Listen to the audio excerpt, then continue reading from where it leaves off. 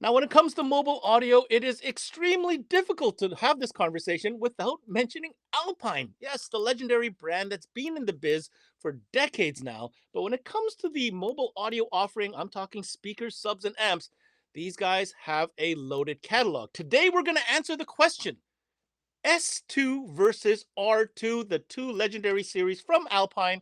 And we've got the guests to back up these claims. Joining me today will be Eric Brooks from Alpine, as well as Chris Patience from Gentech International, their Canadian distribution partner. This is CMA Connected, brought to you by SiriusXM, all about Alpine mobile audio. And it starts now. What's going on, guys, and welcome to another CMA Connected, brought to you by SiriusXM. I'm your host, Ben Wu, and you are locked into CMA Networks, where we talk mobile electronics day in and day out. On the menu today is Alpine. Yes, Alpine, who is doing subs and amps and speakers so well for so long. Well, in today's catalog in recent years, they've really segmented this out into different series. And today we're going to analyze two of the most popular series in the lineup in both the S2 as well as the R2. Joining me on this journey will be our product specialist, Eric Brooks from Alpine. Eric, welcome to the show. How do you think this conversation is going to go? Hey, Ben. Yeah, thanks for having me. Today, we're really going to talk about the differences between S2 series and R2 series, why you might want one over the other, why they would fit in your vehicle one over the other. So hopefully we'll get pretty in-depth and give some information to folks that are looking to learn more. Well, Eric, we'll certainly do our best. But before that, a quick message from our partner, SiriusXM, reminding you why it's always an important ad on sale. And when we come back, who's going to win? What's the right series for you? Alpine S2 versus R2, right after this break. Hey, Paul here with SiriusXM, and I'd like to talk to you about attachment selling and why the SiriusXM product is one of the best things to add, especially since we don't trade dollars with any other category. I could go through all of this, but let's hear what some of our dealers have to say. It's an easy add-on that takes, 10, 15 minutes if we're running an antenna, 1 minute if we've got an adapter to plug it into the factory SiriusXM antenna, and it's extra money, so no brainer. I present it to every customer because a lot of customers don't know what all they can do with Sirius. They don't know what all content they could have. It just makes too much sense not to sell it. It creates a different customer loyalty and customer security when you explain to them why it's a better experience. Just gets them back in the door, and then the next car, they're already asking for it again. So it just keeps selling itself. It makes more sense. Well, there you have it. You heard from our dealers. Just remember some of the best practices. Make sure you have one on display so you can demo it. Make sure you're taking advantage of our rewards program, because if you're not taking advantage of that, you're leaving even more money on the table. Make sure you got our POP up on display. And other than that, just make sure you're recommending it. And welcome back, everybody, to the show. As you can see, our esteemed panel today, we have Eric Brooks from Alpine. Eric, welcome to the show once again. And joining us as well is Chris Patience from Gentech International. They're Alpine's distribution partner in Canada. Thank you for joining us, Chris. Thanks, Ben.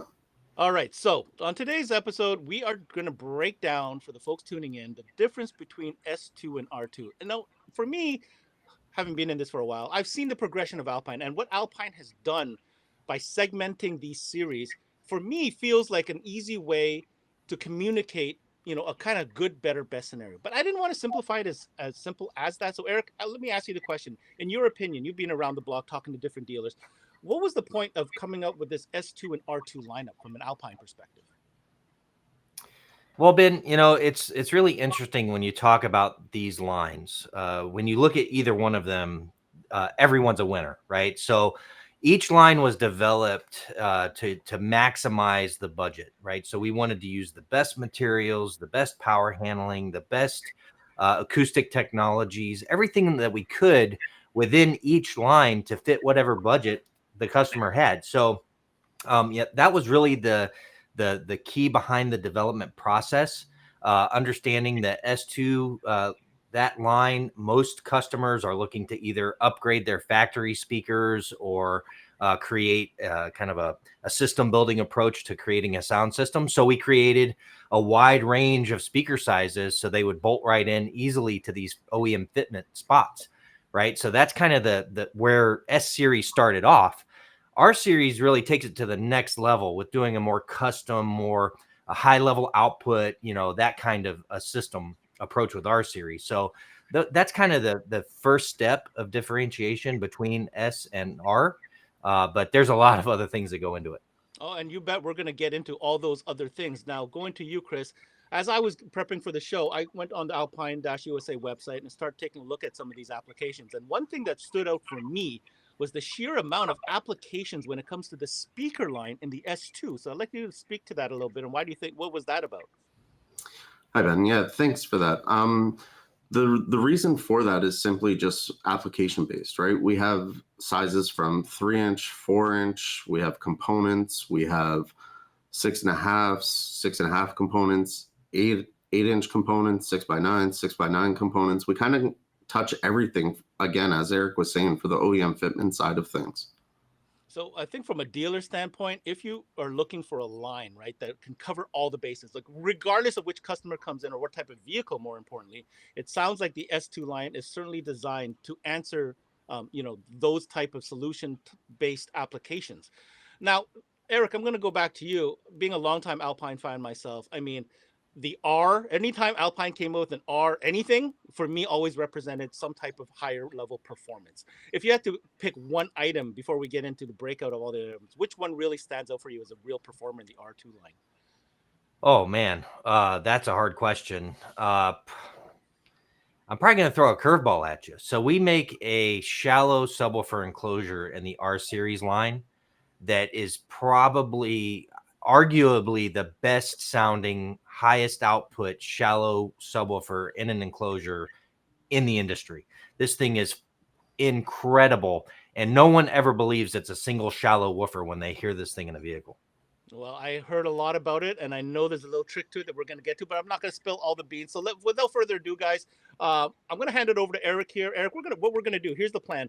We're going to break out S2 and R2 for y'all, but we're going to do it in a way by category. So we're going to start with speakers, then we're going to go to amplifiers, and then we're going to talk about bass, subwoofers, so that by the end of the show, we'll kind of circle back and really break down, if you're curious, what is the difference, if you're looking at, upgrading your sound with Alpine, between S2 and R2. All right, Eric, take it away. Why don't you walk us through a little bit about the S2 speakers versus the R2?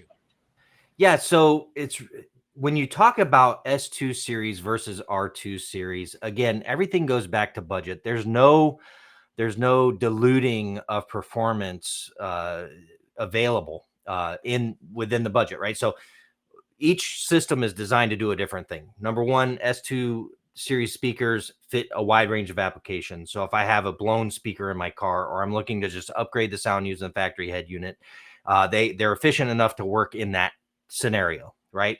But if I want to have exceptional clear sound, crisp sound, great output, I can add an external amp, right? They have the power handling to be able to do that.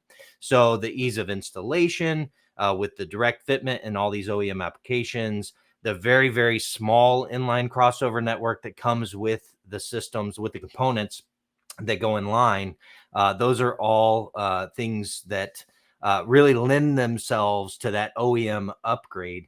But again, when you look at this as an upgraded speaker, it really does improve the sound in the vehicle, even if you're using a factory head unit amp or an aftermarket head unit amplifier. So that's really the key: the efficiency, but the ability to handle power and create great output and be high resolution certified. The materials that go into these things, they create great mid bass. They have a soft dome tweeter that's very natural.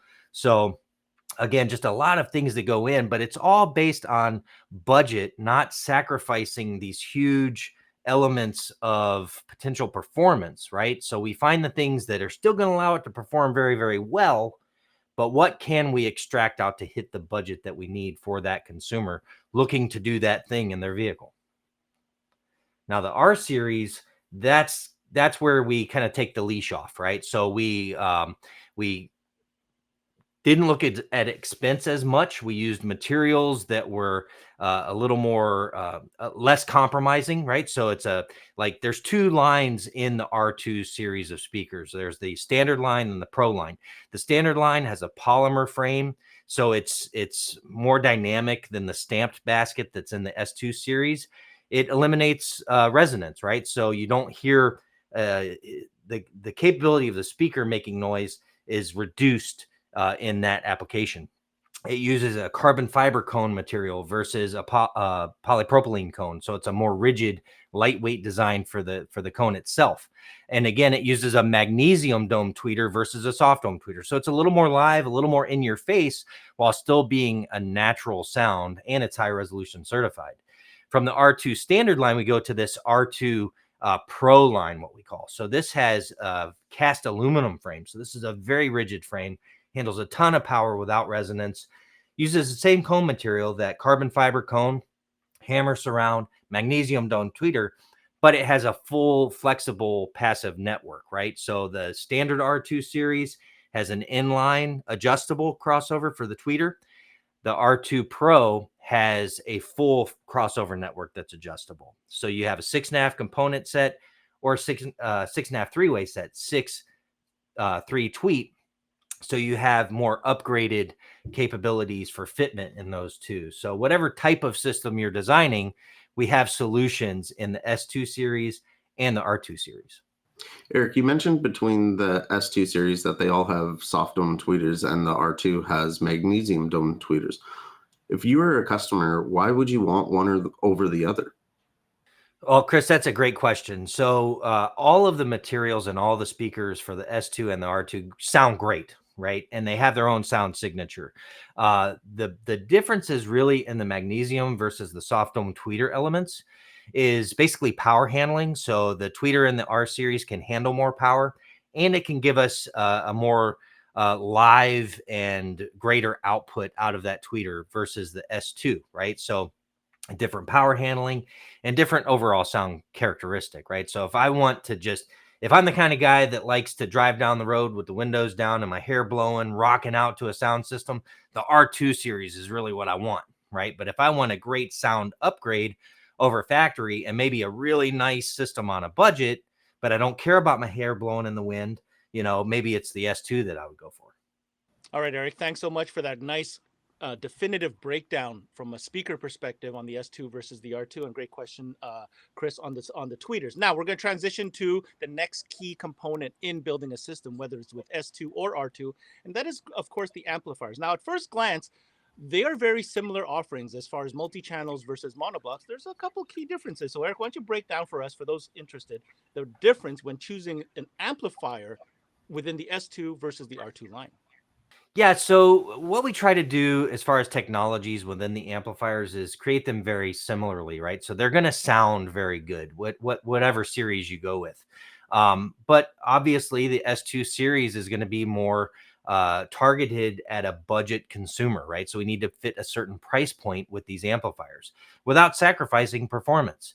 But some advantages that the S2 series has because of the type of installations that they go in, they actually add an element of adjustability with setting up your internal amplification for whatever application you're going in, right? So if you're using a factory head unit, right, you can actually select between, I'm using high level input with DC offset switching. So it's going to be auto sensing for turn on, or I'm using high level input with remote trigger, or I'm using RCA input with remote trigger, right? So you can fit this in a wide range of applications for your vehicle, right? And it has a footprint that's easy to use, and it fits in many different areas, right? The R2 series, on the other hand, really just ramps everything up a notch, right? So when you talk more output power.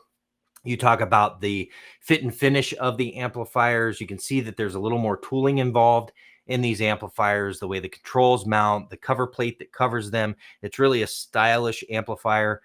So you can see some differences there. When you're talking about the mono amplifiers, you have an increased damping factor in the R series amplifiers over the S series amplifiers. And damping factor is really critical in a mono amplifier. Now, the S series amps, the mono amps, are fantastic. They have some of the highest damping factor on the market. And damping factor is the ability to control your driver, right? To stop it and start it quickly. So the S series is fantastic. The R series really takes it to the next level, giving us even better damping factor.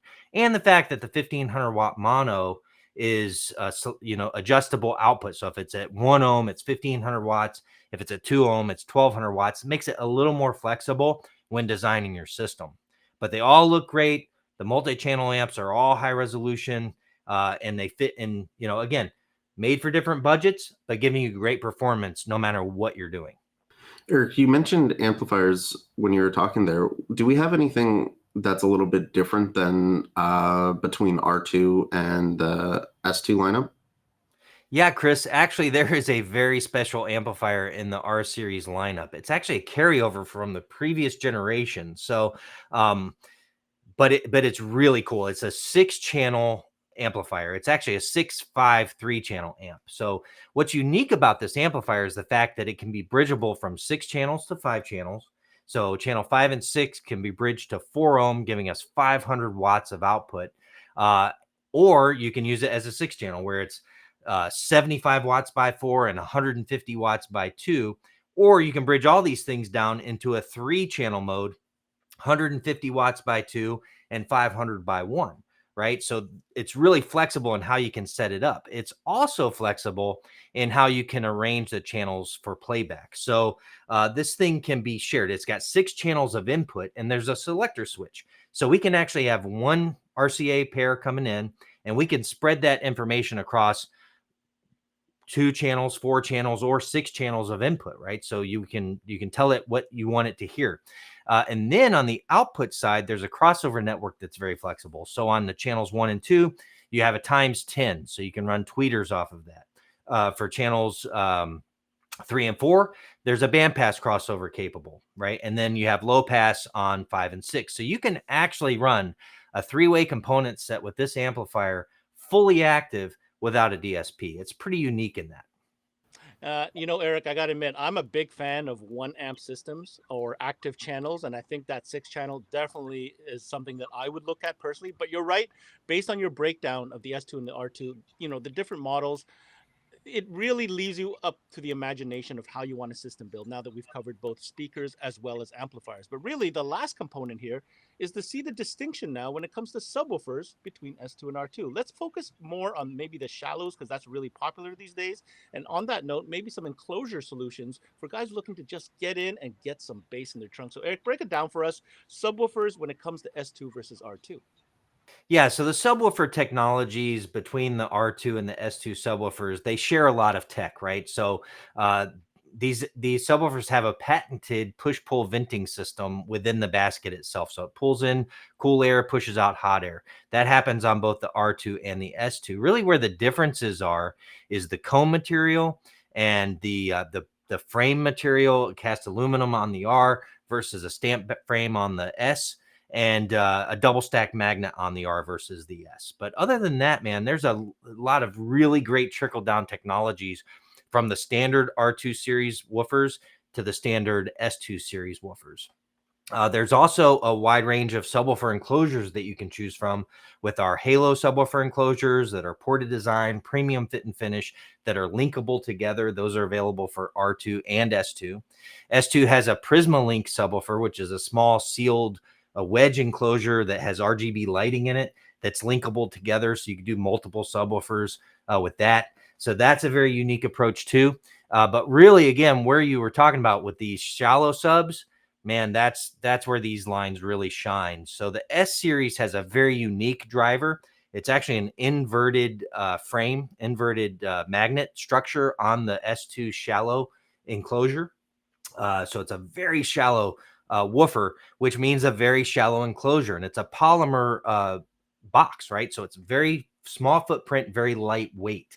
So you need to make sure to bolt this thing down because this subwoofer will create so much energy, it'll actually walk across the surface it's sitting on. So you want to bolt that thing down. And then if you're looking to have a no holds barred approach to performance, man, this R2 shallow woofer is absolutely incredible.